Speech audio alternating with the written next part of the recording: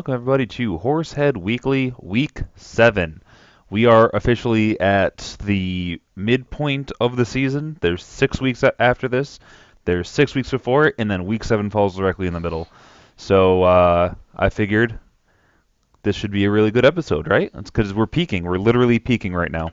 So let's see what we're doing. We're going to start off as always with the last week recap. We're going to start off with me in an interdivisional game. There was actually 4 interdivisional games and then 2 games where people just kind of butted heads. First, the game was the me versus Jerry game, in which I lost. Don't know what happened to Ellington in that game, and TY only had 1 catch. Collins ended up not playing that well. I know excuses, but I basically had 3 players not really show up and do their best, so I think I still have a really good team, but we'll see how it goes. And Jerry's team just continues to just chug along, being a very, very solid team.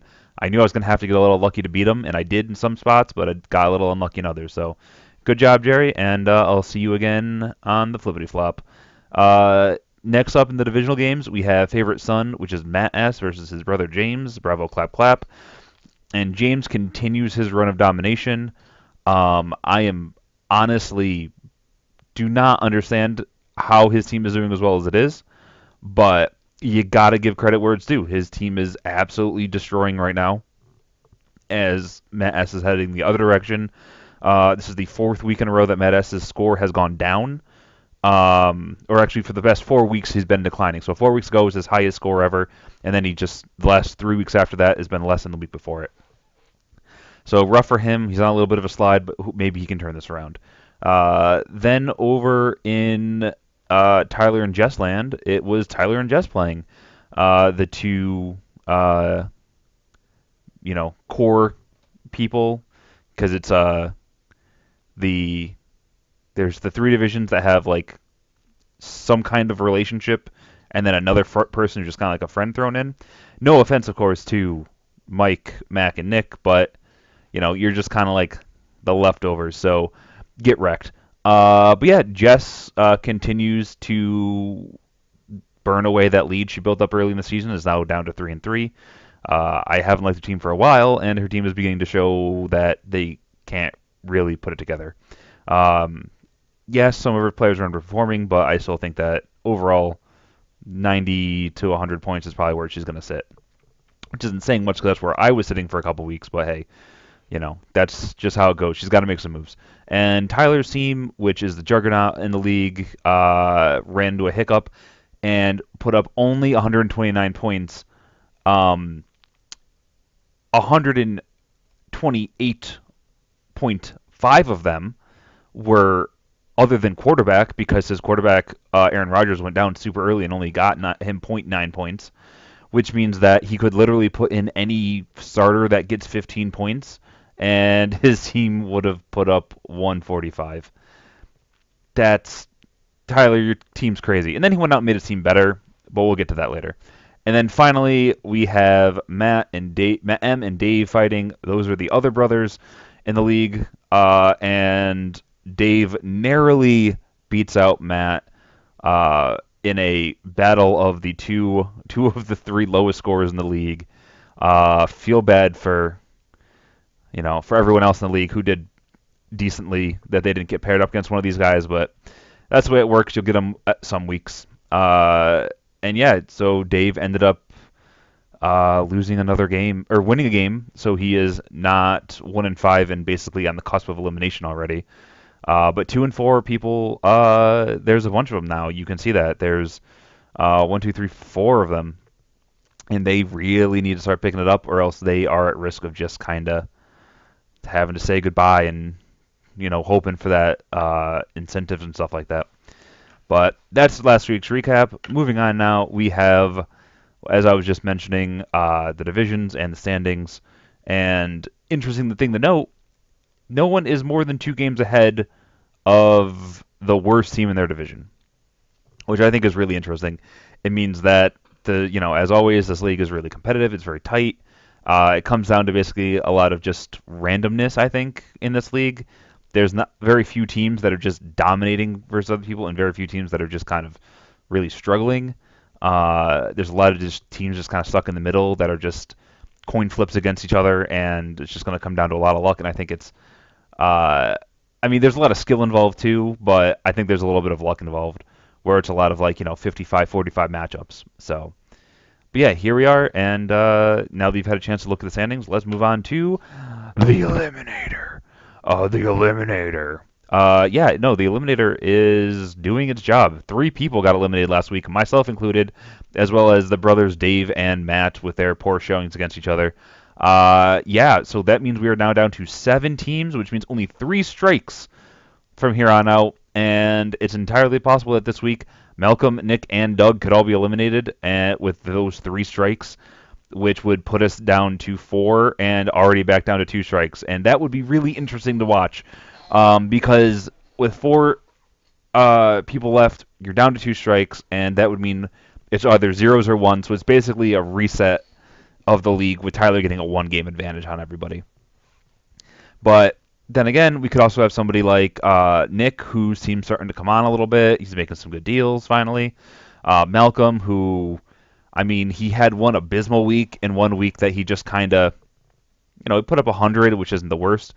And he's doing really well. So I think it'll be really interesting to see how this ends up shaking out for next week. But for now, just so everyone knows, 7 people are left, 3 strikes next week, and don't get eliminated. Best of luck to everybody. Moving on, we have, oh, look, it's the special section of the week, the little thing that I do extra, where I put in a little bit of work trying to get in behind the scenes and seeing what's going on in the league, and I'm decided I'm going to look at the incentives. So every position this year, if you don't already know, has an incentive for most points scored by a team at that position for the season. For positions like tight end, you only get 1. For running back and wide receiver, you get 2. So it's the combination of your 2 highest, which means basically your flex every week gives you like a bonus shot at a high score at one of those positions. So let's say that you're pretty sure you're going to get eliminated because you end up being like 2-7, 2-8. You can sit down and say, well, I'm going to just start 3 running backs every week and try to grind my way into $5, just so that you can say you won an incentive, you won something. It's not a great strategy, but it's something that you can do. And this is what we look like after 6 weeks. And we're going to start off with quarterback, and at quarterback, Doug is winning because he picked up Deshaun Watson. He nailed it week 3. I believe it was week 3 when he started, when he traded for Russell Wilson. Russell Wilson went off. Or maybe it was week 4. I'm not entirely sure which week it was, but he's just been crushing it at quarterback. Last week didn't have that great of a week, but he is currently on top of the leaderboard. James and Jess are nipping at his heels. James running a strategy where he's basically starting a lot of people would consider streamer quality quarterbacks. But I mean, Alex Smith has shown that maybe he can be consistent this year. I don't know if that's going to hold or not, but he's going to ride him for a little bit, and that puts him right up there in second place, real close. And then Jess is in third place with that Tom Brady train. Just starting him week in and week out, and she's solidly in third. And then after that, you just have a lot of, just like a big drop-off in tiers, which is rough because it kind of seems like you basically have to be one of those top 3 right now. Not saying that, Matt S. can't go on a run, but I think it's going to be very, very difficult for anyone to catch up, especially with now Aaron Rodgers out. Bree's not playing particularly well. It's going to take a lot to catch up to them. Maybe, you need some of them to get injured or something like that. Who knows? But that's what's going on at quarterback. Next up, we have the running backs. And as you can see, there's a huge disparity here between the top player, Tyler, who has been just running with, just literal top 5 talent. He had Kareem Hunt for a few weeks. He's had Melvin Gordon for a few weeks. Like, he just has insane... He had for a while, and still does, insane talent at running back. And it's really showing right now, putting him at the top of the board, doubling up myself down at third to last, and Jerry and Jess down there with me in that bottom tier. Matt S. is actually putting up a lot of effort, too. He seems to be doing pretty good. Dave surprisingly not doing as well as everyone thought he probably should be because he did have Jordan Howard and Devontae Freeman for a while, but Howard went. I think Howard got hurt a little bit, and Freeman's been, has the whole Coleman thing. So, but yeah, it's basically there's a lot that can happen in this one because people are able to put up, you know, 16-point weeks and 50-point weeks. So if you're not in that bottom three, I think you have, still a legitimate shot. Like Malcolm could definitely make a comeback if he trades for the right guys and makes some good deals. However, I think this is a race that's going to be run by Tyler unless he makes some interesting choices at his running back position. Matt S. and Nick, Matt M. as well, they're all sitting around nipping at his, not nipping at his heels, but they're trying to catch up to him, and I think it's entirely possible that they do. So that's what's going on at running backs. Again, those are the best two for every week. That's why the score is so high. Tyler didn't have a running back put up 52 points last week. His best two put up 52 last week because his team's insane. Next up, we have the wide receivers. Again, this is best two every week, and we have Jerry at number one because he made the decision to make a trade in the draft, went out and got DeAndre Hopkins, who was something that I traded away from that spot because I said, all I have left is Hopkins at this tier. I don't really care for him. I'm not sure I'm going to love him. And now I'm, riding the Deshaun Watson train. I'm sitting here, banging my head against the wall, trying to figure out what I'm going to do because I made some bad picks and bad trades, trying to grind myself back up from 2-4. And Jerry's just up here crushing it. Now, this is a little bit of a deeper tier. I'm sitting here complaining, but I did just lose OBJ. Which means this is going to be a lot. I believe I was leading, maybe not leading, but I was very high up last week. Maybe even second place, right behind Jerry. So, but yeah, this is just what it's looking like right now. It's really a 5-horse race right now. If I can get everything turned around and start, performing really, really well. I got Green, and then if I can just get TY or somebody else to jump in and do good things, I think I got a legitimate shot. Mike's got really good wide receivers. Malcolm's got great wide receivers. James has got great wide receivers. Jerry's got great wide receivers. I think a lot of the cream is rising to the top here. And as you can see, Tyler, because he has those, stud running backs, doesn't have the firepower at wide receiver, which means that he's near the bottom, which isn't, a slight at him. He's killing it at running back. So I think it's really interesting to see that there's some stratification here, and I think those top 5 definitely something to look forward to watching these guys try to sort it out at the wide receiver position.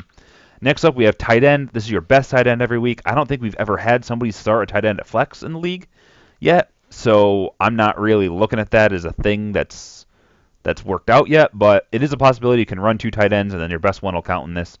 And Tyler again at the top of the league.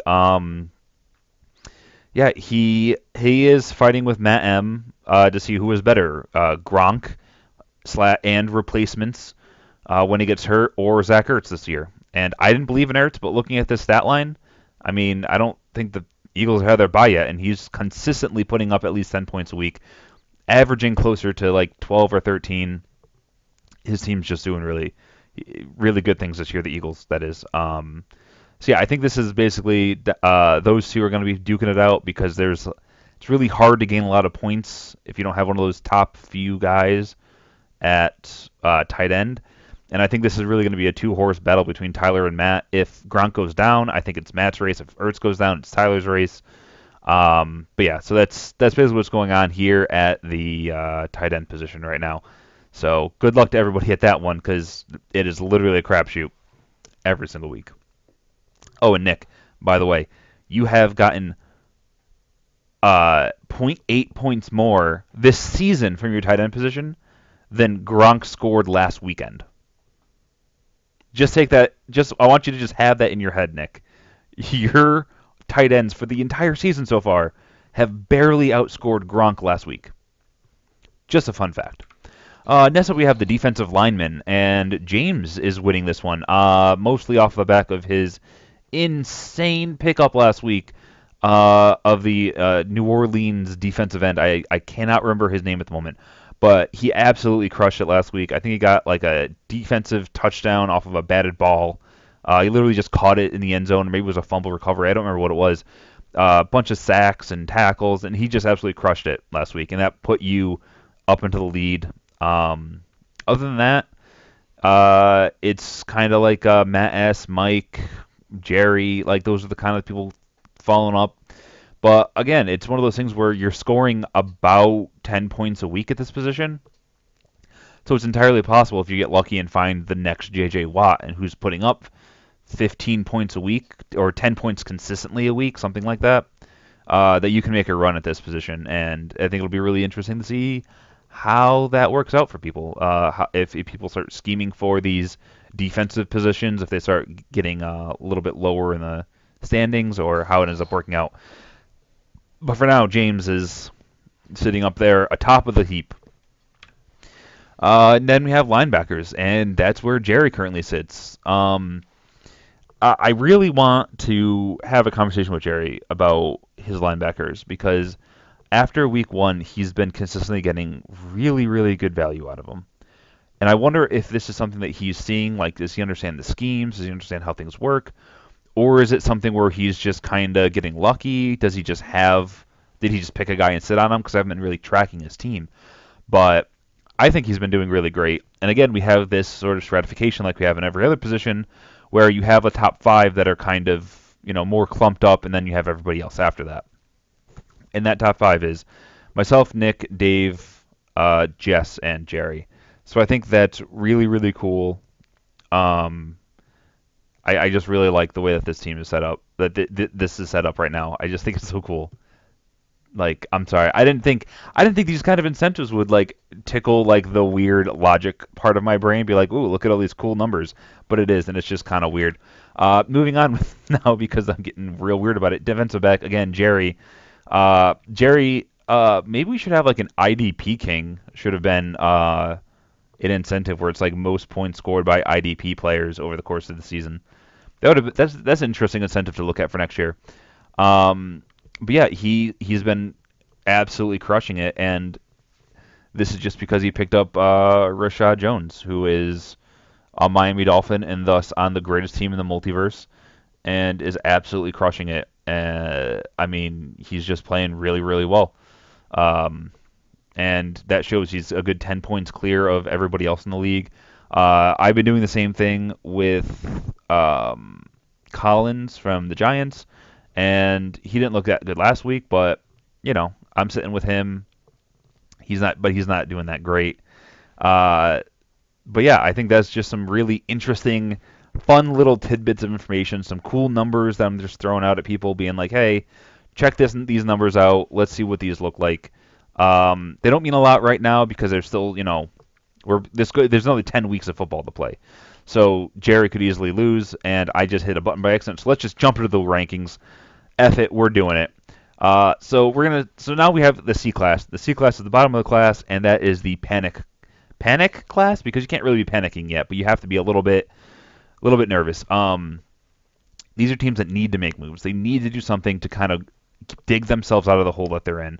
And some of these teams might have good records. I mean, I didn't look at the records when I made these. I probably should have. But this is teams that I think are struggling right now.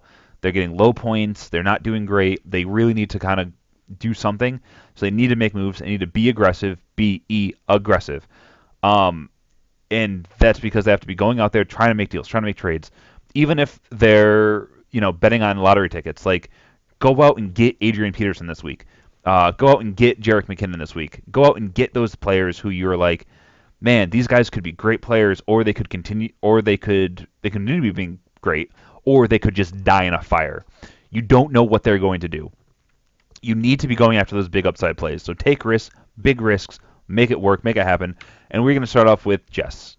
Last week she was 11. Now she's down to 12. Already been eliminated. In her last 3 games, her average is 91 points. So just so everyone understands what's going on, you have your rank, your name, what you were last week, how many strikes you have, and what your last 3 games were for an average. And yeah, she's only been averaging 91 points. Yeah, Brady hasn't been great, but neither has Lynch, Cooper, Stewart. I mean, Blount's going to start falling off once Smallwood gets back, I believe, because he's going to start taking more work. Because I think Smallwood's a very, serviceable running back. She's going to be, helping Blount out. Jordan Reed's been banged up and not great. I mean, just looking at this, he may even lost his job as the number one tight end in Washington. Vernon Davis has been looking great, but I don't know. Just looking at this team, spending $40 on Alfred Morris, great decision at the time, did not work out for you. Um, so I don't know. I'm looking at this team and I'm just not really feeling it right now. And I'm sorry, Jess. I hope this doesn't. You're not feeling insulted because I would like a decent tight end, and you have Jimmy Graham, who I would not mind taking off of your hands. But hey, this is just the facts. And yeah, you have Jalen Mills, who's looking really great. Calais Campbell's looking really great.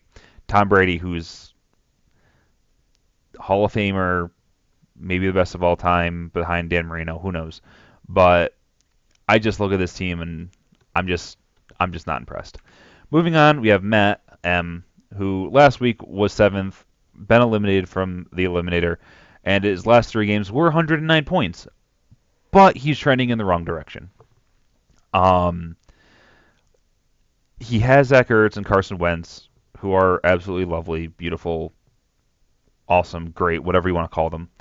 And he has some players that I think have a lot of potential, like James White. He could end up becoming like a really big factor now that they're starting to get away from Gillisley a little bit because he's having some. I don't know if the fumble was the issue or what it was, but there's something going on there. Latavius Murray, Eddie Lacy, Will Fuller, C.J. Anderson could bounce back. Like he's got a lot of players on his bench and in his team who could be big, could start breaking out soon. I mean, Rashard Matthews and Alshon Jeffrey, people have been staring at all season saying, when are you going to do the thing you're supposed to do, which is be good? I mean, Alshon Jeffrey has only caught half the passes thrown at him. He's got to turn it around sometime. Or maybe he's going to start not getting as many passes because he's not catching as many.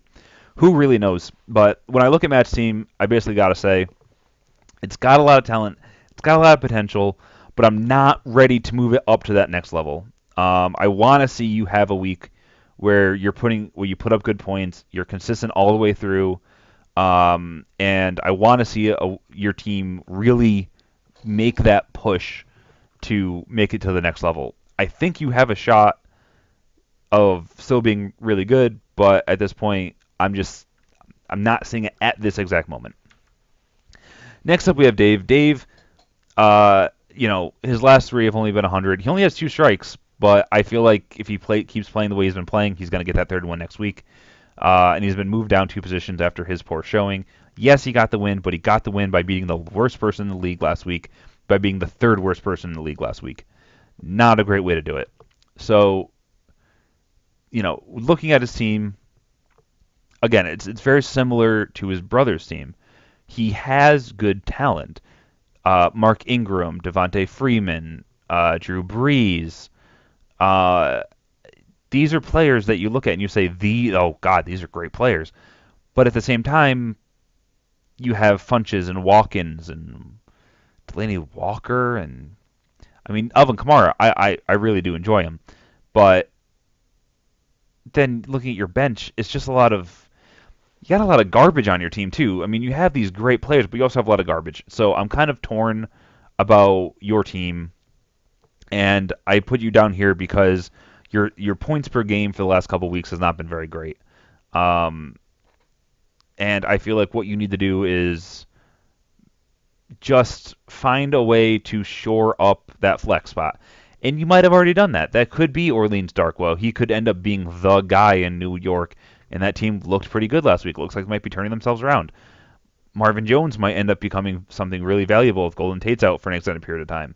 Adrian Peterson, is he back, or is he just fresh right now, played up against a bad defense, and ended up taking advantage of the situation? Who knows? I would definitely have him in my lineup this week over Kamara, just because I feel like they're going to get ahead early and they're going to be running the ball with Ingram. Just a little tip from me. That's just how I feel. But yeah, I feel like you just need to find one wide receiver one for your team and just rotate through that wide receiver two spot.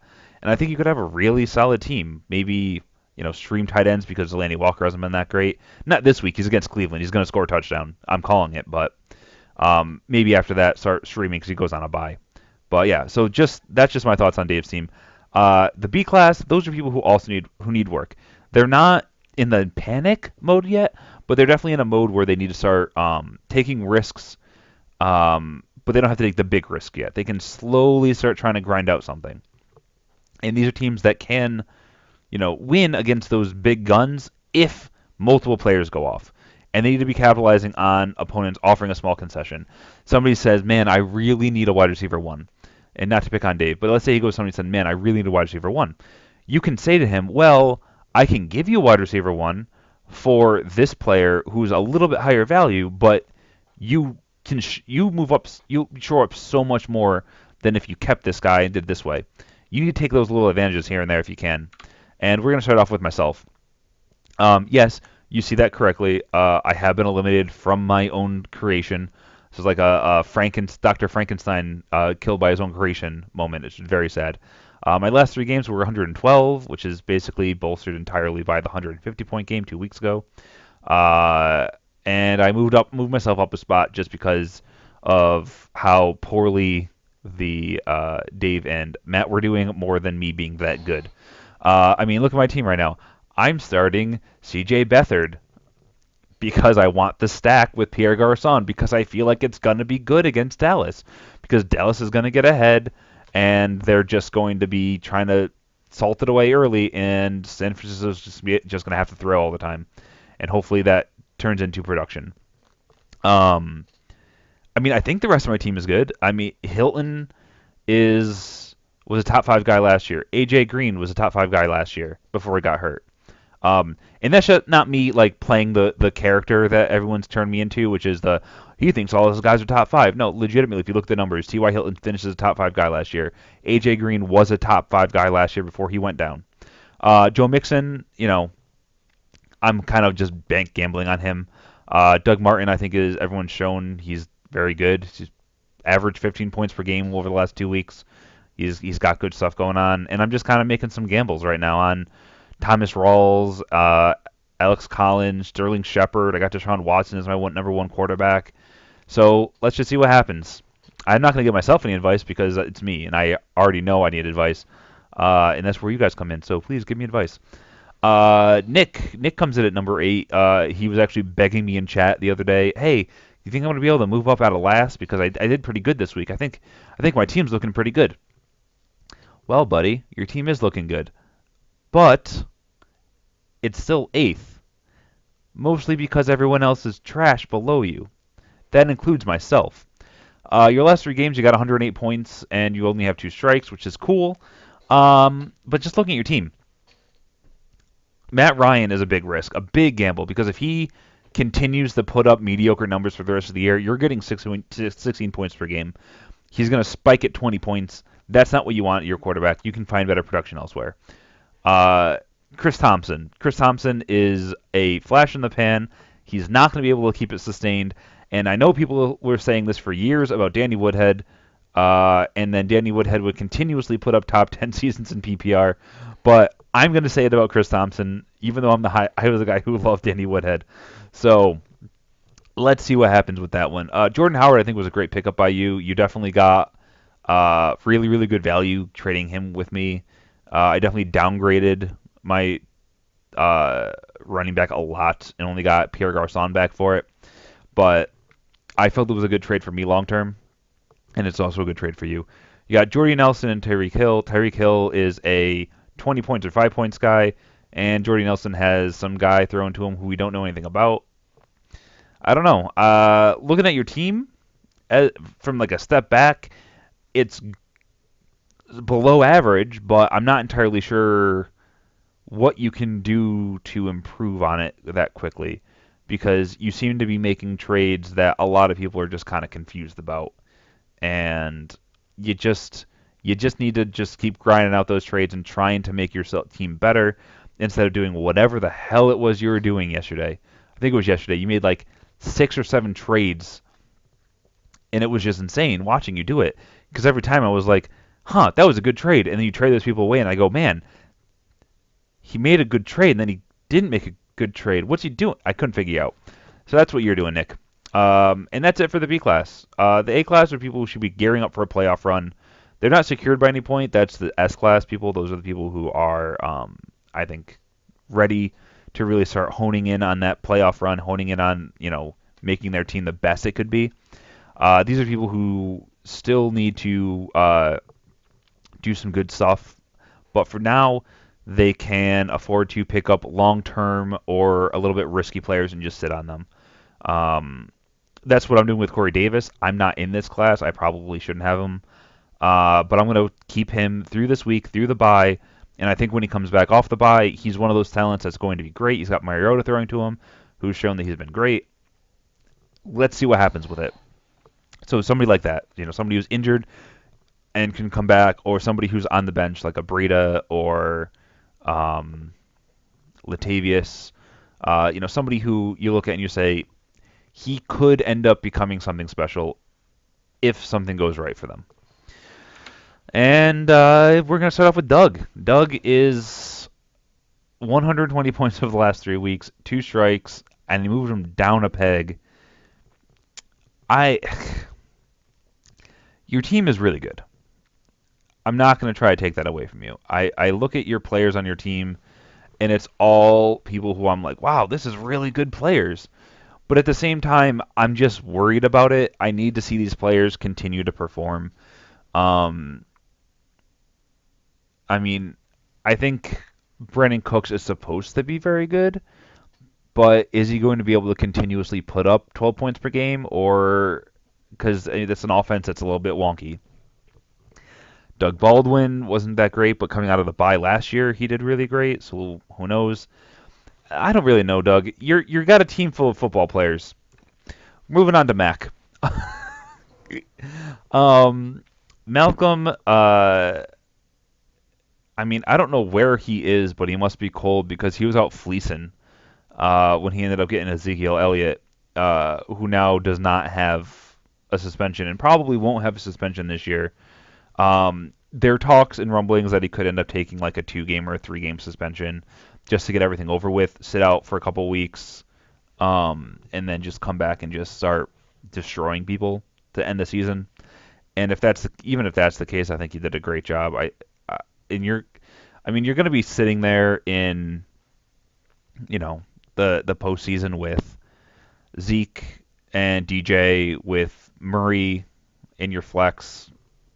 I mean, you could do a lot worse. My big issue with your team at this exact moment is I'm a little bit worried about Murray, and I'm worried about Fitzgerald, and I'm worried about Cam. Cam has come on as of late, but I'm wondering if that's a product of the people he was playing against, or if it's a product of him actually being Cam and Cam being back. Apparently all he had to do was insult a female reporter, and suddenly he's Cam again. DeMarco Murray, I'm looking at, and I'm thinking, he's been having issues. Is he going to be out for any period of time? If so, you have Derrick Henry, which is good. But if not, then it might be this thing where DeMarco runs the first 3 quarters, and then Derrick Henry, they put in the last quarter because he's fresh, and just starts running people over until he gets to the end zone. That's not good for you because you're splitting people up. Now, last week it would have worked out fine because you would have got almost 40 points between the two of them. But I don't think last week was a typical week because they were playing against a very bad defense. But yeah, you got a lot of really good players in Antonio Brown and Zeke and all those guys. So I don't know. Best of luck to you, dude. I mean, let's see if Larry can not die because he's old, and Murray and Henry if they can get out of each other's way. I don't know. Oh, best of luck to you. Also, I hope Josh Gordon comes back. That'd be really cool. I don't think he's coming back this year, but I think it'd be super sweet to see. Moving on to Matt S. The first of the Matt brothers. I just realized that the Matt brothers are, I believe, next to each other in the standings. Both of those brothers. Neat. Huh. And if you make a circle, that's really cool. Huh. Moving on. So Matt S., he's put up 118 points the last few weeks, and I've had to move him down because of reasons. Looking at his team, I can't remember them because this team is absolutely stacked. I think he should be in the tier above this, but I'm going to leave him here for now because I already started the video. I mean, Dak is doing Dak things again like he was last year, putting up great points, doing great things. Todd Gurley and Carlos Hyde have been a great combo all season. Julio Jones, I think, is going to be on the comeback trail starting this weekend. I think this is his weekend where he's going to start doing great things again. Kelsey is one of the 3 tight ends that you can just plug in and be guaranteed to get production out of every single week. You got Dez and Kelvin, and I mean, yeah, that's great. Your bench is really weak, but I mean, just the rest of your team is just super good, dude. So just keep up the good work. And then the S class. These are the top 4. These are people who should be working towards making their team ready to go on a bye. These are people who should be trying to just optimize their team because their team is so good right now. And hey, maybe you can help out the little guys a little bit by, sending them 2 pieces for 1 really good piece, or you can just destroy them and just sit back and just laugh maniacally as you run up against one of them and just beat them to a pulp. Do you. And here we have James, the brother of Matt S. Last week he was 9th, and I just couldn't ignore when I saw his last 3 weeks numbers. 138 points. Dude, you got something figured out. I don't know what it is, because I'm looking at like Gillisley and Hogan, and I'm like, oh, cool, they combined for 5 points, almost. But I don't get it. I don't get what your team's doing. I don't get how your team is good. I mean, Alex Smith shouldn't be as good as he is. Le'Veon Bell, I'm leaving him alone because he's great. But then you have the rest of these guys. I can't not put James here because he's been doing so great, putting up such great numbers. But I just don't think it's sustainable. But I said that the last 2 weeks about him when he was putting up big numbers. I said, oh, he's putting up big numbers, but I don't know if they're sustainable. At this point, it's sustainable because you did it 3 weeks in a row. That's, I think, by definition, sustained. So, you know what? Good job, James. You're doing good, kid. Keep up the good work. Maybe see if you can figure out a way to, make your life even better. But I have to give it up to you. You found a bunch of players that I don't like, and you're making them work really well for you, and you're making your team great. I mean, look at it. Look at the ownership percentage on these players. He has 1 player at 100%, and then 3 players besides that above 90. I mean, his starting percentages. He has what? 5 people of his 5 starters of like what is it? Almost 10 for us. 5 of the 10 or 9 starters that are above 50% started. I don't understand it, dude. But whatever you're doing, it's clearly working for you. So keep it up. Bravo. Hey, it's the Garbage Rocket. Remember when you were in dead last a couple weeks ago, and because you were eliminated after 3 weeks, and then you just decided to just say, "Hell's no, I'm winning this league." Well, you're doing it, dude. You got 131 points over a week for the last 3 weeks. You've been making deals, doing good things. I mean, this is clearly not your A squad in right now because, Tate ended up getting hurt, but he's on a bye. Should be fine. Jameis is hurt. But I think you just have a really sick team. Ugh, sorry, I'm yawning. You got that 1-2 punch of Kareem Hunt and Mike Evans. Yeah, Jason Witten, who's been doing really good things. DeForest Allen. Your defensive players are all absolutely killing it. I mean, you're just doing great, dude. I can't give you advice because you literally started in the middle, then went to the bottom, and now you're here. So just keep up the good work, man, and just remember, Drake at one point in his life was in a wheelchair. He couldn't even walk, and people at school would like say shit about it. Nah, you do you, man. You do you. You show everybody that you can become a pop idol and do a really weird dance in a neon cube. You do you. Next up, we have Jerry. Jerry put up 135 points on average over the last 3 weeks. He's only got 1 strike, and yeah, I mean, you gotta look at he's got another one of those teams that when I look at it, I'm like, man, you got a lot of really good players, and then I remember things like Parker hasn't been great, Ajayi hasn't been great, McCoy hasn't, he's been good. He's been an RB1, but he hasn't been in that top tier like you expect him to be. Um, yeah, I mean, yes, he has DeAndre Hopkins, who's an absolute beast this year. But then he has people like Abdullah, who isn't really doing anything, and Rudolph, who I thought was going to be good, but isn't. So I don't know. You're doing good things though, Jerry. So keep up the good work, man. Again, when we're up at this point, I'm basically looking at your team, saying, "Man, this is a really good team. We're all good at it." And then at number one, it's Tyler, who could have been in a tier all up on his own, but I decided instead to reel him in a little bit because uh, the whole thing with his quarterback going down, and I think that brought him down to earth enough. Uh, with Aaron Rodgers now out, he's starting either Tyrod Taylor or Kirk Cousins.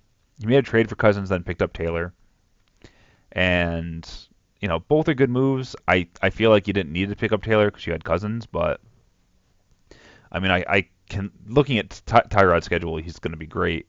He doesn't have anyone to throw to, which I think is concerning, but he's got a really easy schedule moving on for the rest of the season. Um, but yeah, then you got Gordon and Fournette, who are both, looking at the statistics right here, top five for the season so far. You got Gronk, who's being Gronk, the number one safety, the number one defensive end. Zach Brown, who's been, doing really well at linebacker. I mean, you got the best team in the league, dude. Um, I mean, this happens every year, I think, where you get the best team in the league, and everyone's like, "Oh, this is Tyler's year. He's finally gonna," because it's been a few years in a row now where you've made the finals and then lost. And I think a lot of people are probably thinking this year you're gonna do it again, but all it takes is Gordon, Fournette, Gronk, somebody to get hurt, one more person, maybe two more people, and it's anyone's race. And Fournette has injury history, and so does Gronk. Uh, I'm not wishing anything on you. I think I hope everyone's team stays healthy because that's just the best way to play fantasy football is not having somebody get knocked down a bunch because they had an injury, especially right after you already had a major injury. But best luck to you, Tyler. And now on to this week. This week's matchups are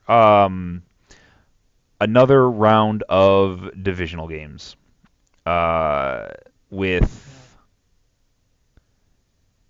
only a couple of them being divisional games, such as mine against Doug. This is top versus bottom of the division. If I win and Jerry loses, then well, if I win no matter what, then I'm within one game of the winner because Jerry is 3-3 right now. So that's pretty interesting. Things going on. James and Mac, that's another divisional game. Again, that's the similar thing where if James wins, then that's some cool stuff that's going on there. And I think that's it because Dave and Matt aren't in a division. Tyler Jerry's not in a division. Jess and Mike might be in a division. No, no, no. Those are only two in the division. No, go back. I'm not done. So, you know, the so this is what's going on this week. This is who's playing who. And now we're on to the game of the week. And if you can't read my handwriting, it's Tyler on the left, Jerry on the right. This is the game of the week. It is number 1 versus number 2, I think. And I think it's going to be a lot closer game than it's saying here. It's saying that it's about the line is like 10 points. I don't think it's going to be that that different. I think it's going to be a really close game, and it's going to be a really, really cool game to pay attention to. So pay attention to this game. But also, there's a game to watch this week, and it is Dave versus Matt S. Both teams 2-4, which means a loss here puts you at 2-5. That puts you in the danger zone. You're going to be sitting in a position looking up at the rest of the league, and you're going to be sitting in a position saying, I need to win 5 of my next 7 weeks. Or 5 of the next 6 weeks. 5 of 6. That's really hard to do if you have Tyler's team. let alone being on a team that clearly isn't Tyler because it's going 2 and X. So best of luck to Dave and Matt. Matt S. That is. But man, whoever wins this game is gonna have whoever loses this game. I mean, is gonna be in a real rough way, and they're gonna have to dig their way out, or maybe start trying to gear up towards incentives, or maybe at the brawl at the end of the year and just try to stay out of those bottom 4 spots. Because again, remember the way that it's set up. Even if you are 2-5, you don't want to be in those bottom 4 spots. So you need to because those are the spots that play off to make it into that pot of players that will be fighting for the $50 at the end of the season. So just because you're in a bad spot now doesn't mean you're out. You can basically give yourself a bye into the last round if you can finish 7th or 8th. So best luck to everybody this week, and I will see you all next week. My God, my throat is dry. I've been talking 45 minutes, so I'm just going to stop it now. Goodbye.